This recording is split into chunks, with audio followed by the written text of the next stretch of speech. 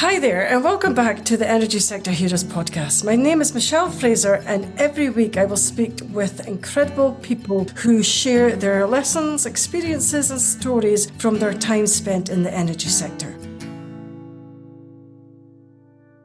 Hi there, and welcome back again to this week's episode.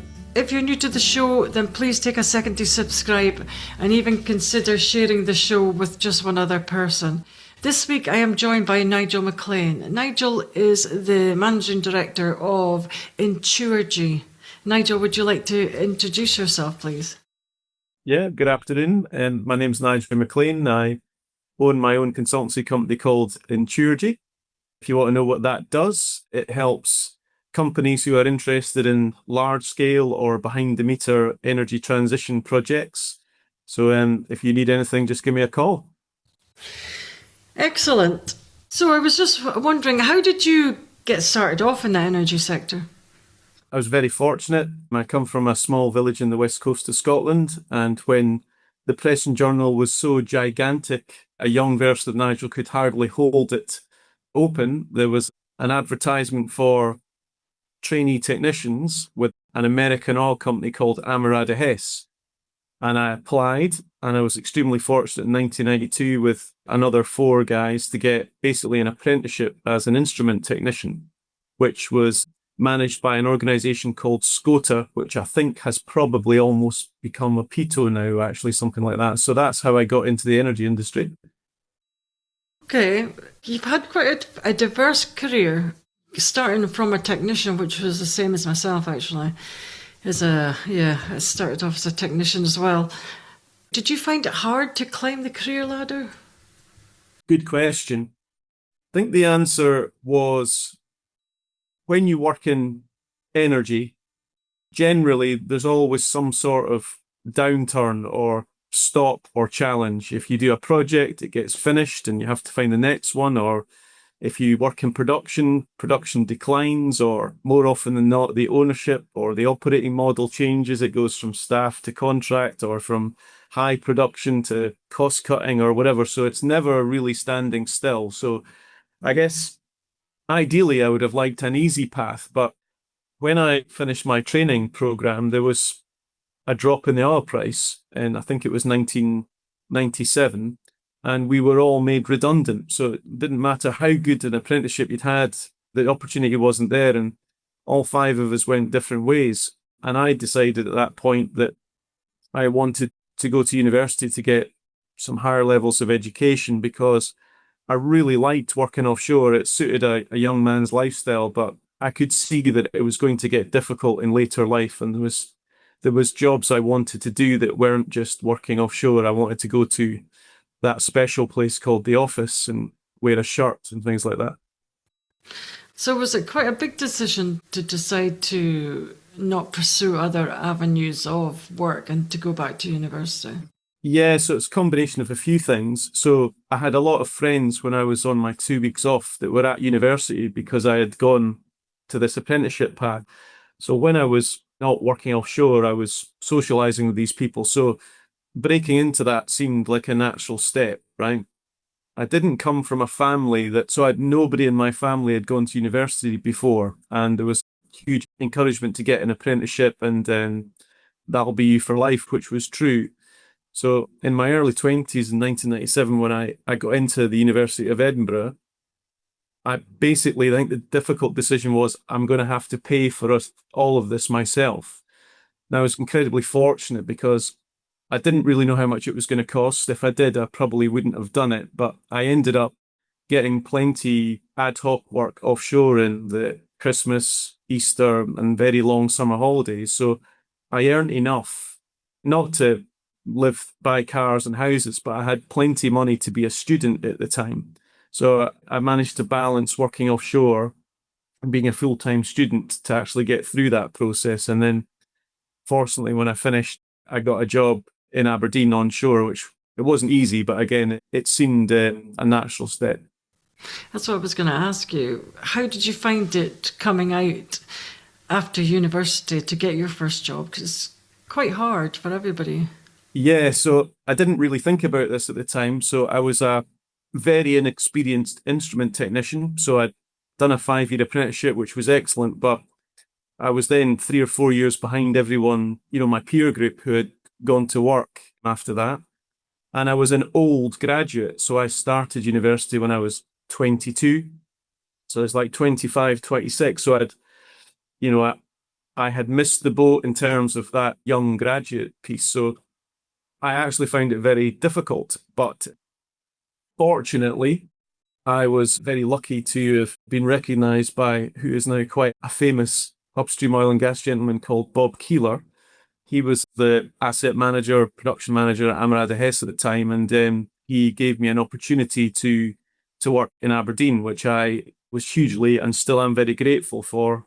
And that essentially put me I was a instrument electrical engineer straight out of university, but I'd obviously had quite a lot of experience with that company and those assets at the time. So it was sink or swim really, and it worked out really well in the end. Okay. Did you find it a lot different working going from offshore to working in the office? Good question. So the cultural environment's quite different. So when you work offshore in the 90s, it's male dominated. You get up each day, you know what work you're doing, you've got a permit, or if you're producing oil and gas safely, you've got a role and you've got stuff to do. It's quite planned out. And then you've got the kind of the social aspect. So you're either away at work or you're at home and you're not working. Once you compare that to working onshore in an office, you've got far more flexibility. The day can be far more unplanned if you want it to be. You can go out for lunch. You can go away for the weekend. You can take a long weekend. So there's quite a lot of aspects that were quite different, none of which I struggled with, but they are quite, your cultural environment is very different if you're an onshore engineer versus an offshore technician, certainly in my experience. Okay. Do you think it's still important for young graduates to get offshore and maybe take an offshore job, or do you think it's better for them to go? Yeah, so I've met quite a few people, I guess maybe in the 90s, there was quite a few kids like me that maybe could have gone to university, but their upbringing meant they went and did a trade instead. So I know quite a lot of people that did an apprenticeship, did really well, but then did a degree in part-time or full-time sometimes afterwards. So what we all share in common, in my experience, is that none of us can imagine doing what we do today if we hadn't have had that on the tools with the workforce experience. It has been transformational in my toolkit to do the jobs that I've done since then and the ones I still do today. When you were a young graduate and when you were a technician offshore, did you ever think that you would get to the position you are just now? No, and probably a lot of other people didn't think I would get there either. But there's a couple of things that I've done in my career, one recently, and a few others along the way, where I've genuinely thought this is the best job in the world. Whether it's getting flown in a VIP helicopter on my own to an offshore facility to bring some good news. Well, I'll keep it brief. That was an extremely special moment. I didn't even know there was a VIP lounge in that particular helicopter terminal. Being part of a previous employer's most diverse and largest energy transition program of projects from the very start that wasn't oil and gas. So, that I think they call it imposter syndrome. When you work in oil and gas or any industry for a couple of decades, you wouldn't dare move into another one. But, I found myself in a situation where nobody really had the experience, but we all had the building blocks. So that was a massive opportunity, to build solar farms and battery energy storage plants and power generation facilities all over the UK and Europe. After working in oil and gas for so long was great. And then one more recently, I'm allowed to say this, I'm an expert witness for a large project that's ongoing in the UK just now. And that type of work, I am completely surrounded by people in the legal industry, and it's different yet again. And I've learned a lot of new skills, and it's been absolutely fascinating to have a try of using your energy knowledge and skills and expertise, but in a different industry as such. So it's been fantastic. Do you think that your skills have been transferable to the different industries? Oh, 100%. I talk about this all the time. I've been around now, I'm 50 now, but when I think of the skills and experience that I've picked up in, my offshore technician days, or not so much university, ironically, but executing projects in hazardous environments, no two really the same, with very high amounts of capital investment, loads of stakeholders. That is extremely valuable and in short supply everywhere else. The oil and gas industry are actually quite guilty of hogging the best talent on the planet for doing what they do because they pay more, right? We all know that. There's different reasons for that. But when you start to look into other industries, I'm doing two jobs just now through my own consultancy where, in short, it's using upstream oil and gas procedures and processes. Obviously, quite a bit of experience on non-oil and gas energy, transition energy projects, and I'm completely independent. So if you are investing £500 million in a battery energy storage project and you're wondering how it's getting on, but you maybe don't, for want of better words, trust the people that are spending it, that's the type of work that I can do now. So, and it's using everything that I've learned in oil and gas mostly, just with applying it to a different energy source, right? Same sort of stuff. Truly is. Okay, so do you enjoy that type of work then? Well, self-employment is very challenging. We could have a whole different podcast on that, but I'd probably end up upset. But yes, I thrive on it. It's been a very difficult thing to set up my own company. Yes, coming up with a company name and a website is relatively straightforward, but then you've got to do things that oil and gas maybe don't teach you how to do, which is create a brand. But there's not much of that in the energy industry that I picked up. And then create channels and maybe look at something called a business canvas and then start to look at what you actually offer and how you could offer it and who you would offer it to and what benefit they would get from it. And then add all that energy and upstream oil and gas and experience you've got all together to try and offer a product that someone's going to pay you for, right? And, that's my current biggest challenge is to join all of what I've done so far and this kind of self-employment and consultancy journey together, which so far it has been very successful, but it has been frustrating at times too. Okay, what is the hardest part of being self-employed? Not having anyone to have a cup of coffee with, the stuff that you don't in any way value when you are working for a large Amrad, Hess, BP, Shell, that kind of water cooler conversation or walking out to the car park at night kind of thing.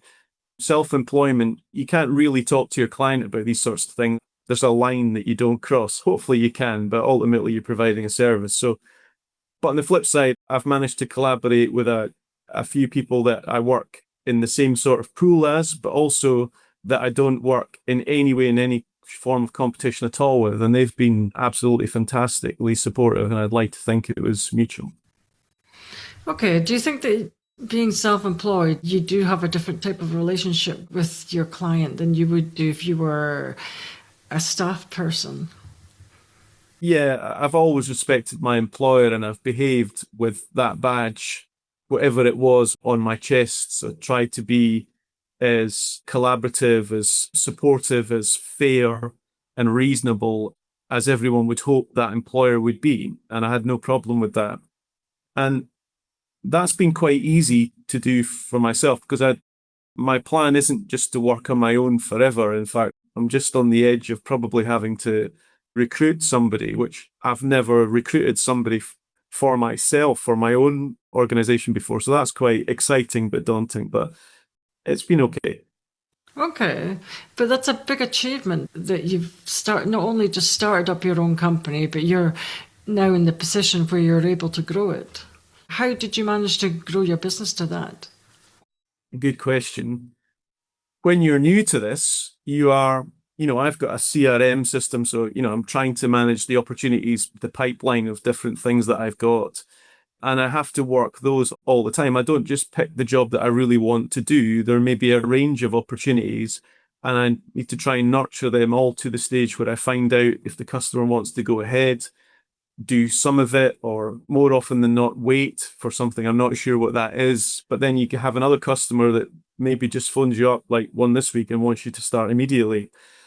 The issue has been is that, and I got some advice from a random chap who was just retiring from setting up his own business, is that he said that he was correct. After about 18 months, things start to change and work just seems to arrive. And I've reflected on that quite a lot, because it's been about 18 months now since I started this energy consultancy. And he's absolutely right. The trouble is that you can't control when these things arrive. So at the moment, there's maybe 3.5, 4 things all at the one time. And then you have another problem where you want to do all the work to get the revenue, but you maybe have to start making some difficult decisions. That do you try and defer that work or delegate it to somebody else? But then will they do as good a job as you want to? So it's quite difficult at times. Okay, so where do you see the energy sector moving forward in the future, and what type of opportunities? So look, the UK, if we'll stick to the UK rather than the rest of the world, because that's really complicated just now. So whatever the UK does, uses energy, whether it's natural gas, biogas, solar electrons, wind electrons, oil, imported fuel, you name it, whatever energy is consumed in the UK, it's roughly the same every day when you stack it all up. Okay? Wherever it comes from, that's the diversity of energy. I don't really care where my energy comes from as long as it's done safely, right? So I'm completely agnostic towards oil, gas, wind, renewables, nuclear. I think it's all fair game. So if you take that mentality that we're going to use the same amount of energy every day to drive and cook our food and wash and, pump sewage or whatever it is that the UK does every day, although we might be sat on the wrong seat when the music stops, as oil and gas is in decline just now, that's a different podcast altogether, there are the same amount of opportunities out there to maintain other kit, build new kit, decommission equipment. So my belief is that if you like working in energy or you want a career in energy, is don't worry about what flavor it is. Get out there. If you want to work in oil and gas and that's it, well, you're going to probably end up having to support overseas oil and gas. That's the outlook just now, or it'd be really difficult to see a career out, especially if you were a graduate in the UK oil and gas just now. That's what it looks like. However, that doesn't stop you getting into nuclear. I mean, a graduate right now could easily see their whole career out in UK nuclear. Pumped hydro, there's billions of pounds of investment almost definitely going to happen in the UK for pumped hydro schemes. So brand new, materially sized schemes in Scotland, for example. And I think SSE have just announced they've got over £30 billion of capital investment to invest. I mean, that's colossal, even in oil and gas UK terms, right? So there is loads of opportunity in energy, and it's an incredibly exciting business. It's just that one part of it just now is getting a bit of a kicking, right? Which is unfair and unreasonable. But there is plenty of opportunity, and I would encourage any young person to look at an energy career that's across all of the energies, right? You don't have to stay in one.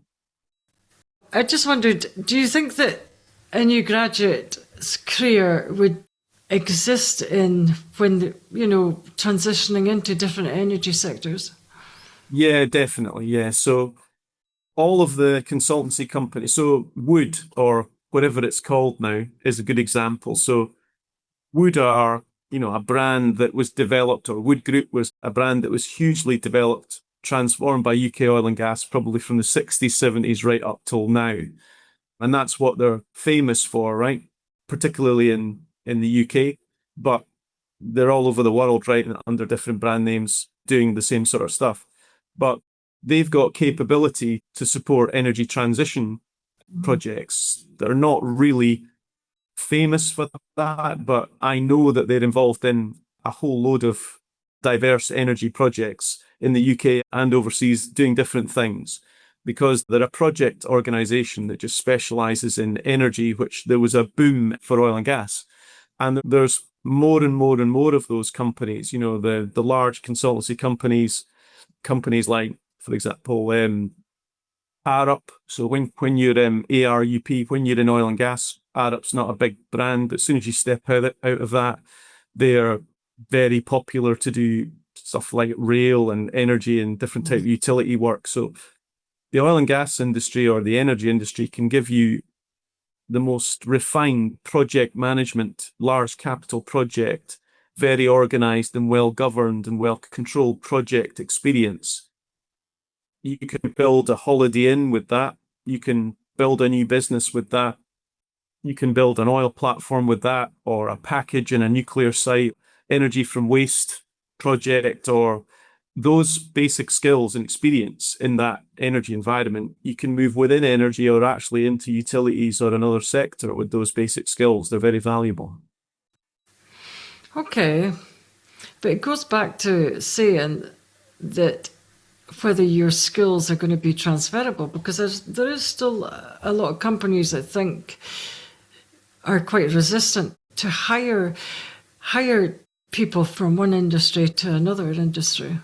Yeah, so I do have a view on that. So I was that person. So I didn't have a problem. In fact, it was an accident. I did not plan to leave upstream oil and gas. I skipped through some onshore coma site construction, arrived into energy transition projects, all with the support of a fantastic employer at the time. However, I tried to very hard encourage people in upstream oil and gas to leave upstream oil and gas to help me execute these projects in the kind of utility and power sector. And it was pretty much impossible to get people to leave ongoing work. People that couldn't find work were tricky too. A lot of them were more interested in going overseas to stick in, upstream oil and gas, for example, than try a different area of energy, which I do kind of understand. But nevertheless, even when they were struggling to find some work, when I think of a few cases, there was some sort of mental block, or I don't know what the issue was on making that step into a different type of energy. I guess there's quite a strong rhetoric on it's oil and gas or renewables just now, and you daren't be involved in both, but I am quite proud to be involved in both. The other aspect, unfortunately, is money. Forgive me for accurate numbers, but if you are a fully qualified electrical engineer in an oil and gas role, something like that, you might be on, I'm thinking somewhere around £80,000 in the kind of middle of the range, okay? Base pensionable salary. If you were that same human being, but maybe in something non-oil and gas, so renewable or something like utility transmission, etc., I think it's going to be less than that. Probably about 3/4, somewhere in that order. Yes, there'll be some high-paid people in that sector, but it's less. That was probably the biggest challenge, right? Very few people are willing to take less salary to do the same job. Doesn't matter what sector it is. I get that. You've got bills to pay and family to feed and stuff like that. But that became more recently quite a popular thing for people to do. So as more and more people became available, I think people were deciding to change sector if they could. So those factors would be things that would block people changing out, in my experience. Do you think that will ever change, though? Well, look, I'll be quite open as I've never taken a pay cut in this entire energy transition, ever. So I've experienced people that have taken a pay cut, or they think there is a pay cut, but I have been fortunate. It's not luck, it's fortunate. I have not endured any financial pain as a result of changing what type of energy I work in. And in particular, at the moment, even through self-employment, there's no drop. But how do you manage that, though? Because that is quite an achievement. Good question. I've had to adapt. So when projects have come to an end, sometimes I've made the wrong decision to leave early. Sometimes I've made the wrong decision to stay. Outside oil and gas, the UK power market just now is awash with power. I know power's expensive, but there's a lot of it at some points of the day and it's getting given away, and that's impacting the ability for people to progress projects, even if you can get a connection to the grid. There's no pipeline capacity, that's the equivalent. But I managed to keep it going. So, well, I get up every day. I've got my qualifications, I've got my experience, I've got a fantastic network of family and friends. I try to remain relevant. So one of the channels that I have is every week I take a 60-second smartphone video of some sort of energy project that I come across that can get 1,000 views or 70,000 views. I get to see that. So these different channels, along with my qualifications and experience, and probably a pay it forward kindness, help people and helping each other, has kept me relevant and has made me attractive for people to employ either permanently or for a discrete piece of work as it is now. Do you think when you're starting your own business, it is important to have a good network around you? Oh, yeah. The chap who will remain nameless that told me that after 18 months, things started to work. He was in his late 60s and just about to retire, but he told this story very accurately, is that when he decided to start his own business, he would put his suit on and his tie on, and it was in the late 80s, early 90s, and he would come down to his desk and his wife would have his breakfast made, and whereas he normally used to go to work, he just used to go through to this office he'd made and sit at a computer screen, and he didn't know what to do all day. I can relate to that, but with LinkedIn, social media, email, text, WhatsApp, Facebook, networking events. You weren't even coffee shops in the 90s where you could bump into somebody, right? There are loads of different channels that you can operate in to try and intentionally remind somebody you exist or communicate with them. Even if you are quite introverted and you think, God, I'm not going to try and bump into somebody at a coffee shop. Social media is, a great channel for trying to promote yourself. If you do it obviously sensibly, to create opportunity for yourself, right? So there's lots of different tools there to gain popularity, to make people interested in you, right? There's a lot of young people right now fantastic at it. Okay, that leads nicely into my next question. What advice would you give to any new graduate leaving university entering into the energy sector? It's a really good question, because I'm laughing because when I was that person, I heard the 50-year-old guy saying this. I didn't believe it, but when you hear some famous person or someone that's got your admiration, whether it's a pop star or a famous medical person or a really successful person, doesn't matter who it is, they stand up and talk and you listen, that's how it works. Many of them lament that you can be whatever it is you want to be. Right now, in amongst a lot of diversity inclusion just now, that has a lot of meanings. I understand that. But in terms of your career, nothing's stopping you doing whatever it is you want to do, only yourself. And I have 2 kids, and I talk to them a lot about nature and nurture. So maybe 50-50. You're born with blue eyes, blonde hair, whatever it is, you can't really change that. Your cultural environment, so what your parents do, the house your street's in, your friends, all that sort of stuff, that's pretty fixed until you're maybe 18, when you maybe leave home or start to leave home. But in that period where you might be at university or college and then graduating, you meet a whole load of different people. You're taken out of that cultural environment. And that university or college or apprenticeship period, that's when I think you've got the absolute cleanest slate, the most opportunity. And my advice to these people is, if you get offered a job in Mozambique or Trinidad or wherever it is, give it a go. Travel, meet new people, work in new cultures, and keep in touch with family. Don't leave that behind. But you can take your career as far as you want to. But if you're waiting for somebody else to do it for you, it's not really going to happen, right? No risk, no story, right? Do you think that that's true, that if you don't take risks, then you're going to end up standing still? Yeah, I think so. And, risks aren't for everybody, but when I look back, I didn't know I was taking a risk.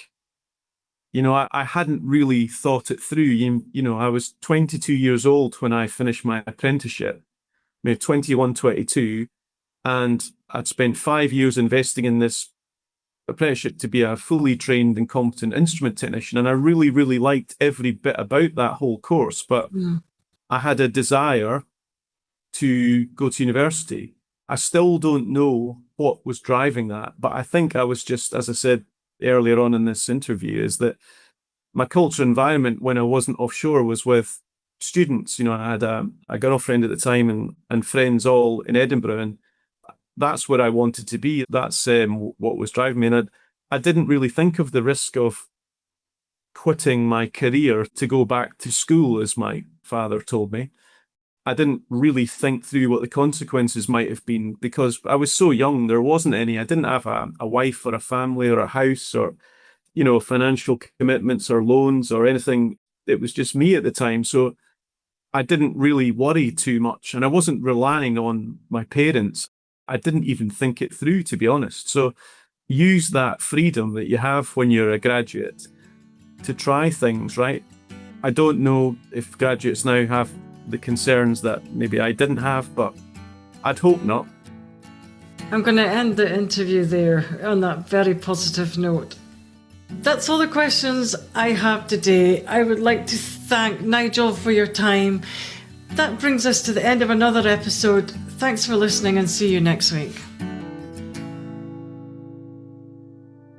That brings us to the end of another episode. Thanks for listening. If you enjoyed the show, I'd like to gently encourage you to leave a 5-star rating wherever you listen to podcasts and share the show with another person. You can also follow me on LinkedIn or via my website, www.michellefraserconsultancy.com. Thanks again for listening and see you next week.